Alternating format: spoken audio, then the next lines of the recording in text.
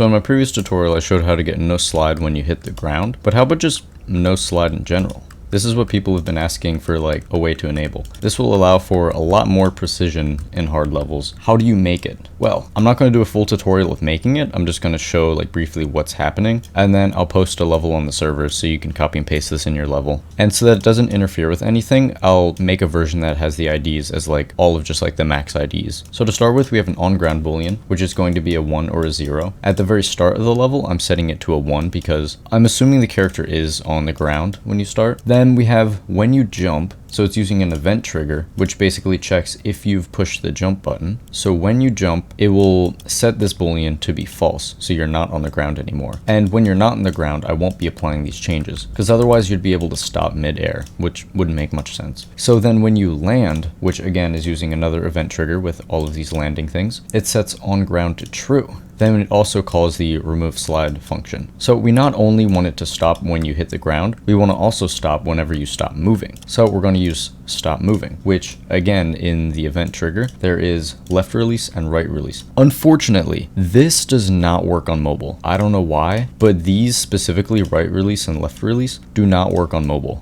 At least my phone, they didn't work on it. So do be wary of that. This feature is only for PC. So this basically detects when the player releases the right button and the left button, and then it calls the remove slide function again. Now here, the remove slide function, we check if the player is on the ground, and we're using an item compare here. And then if the player is on the ground, we're going to stop the slide by doing what I showed in the previous thing, basically just setting the force of the player to 0 so that they stop. That's really it. There might be some iffy bugs that appear because of this.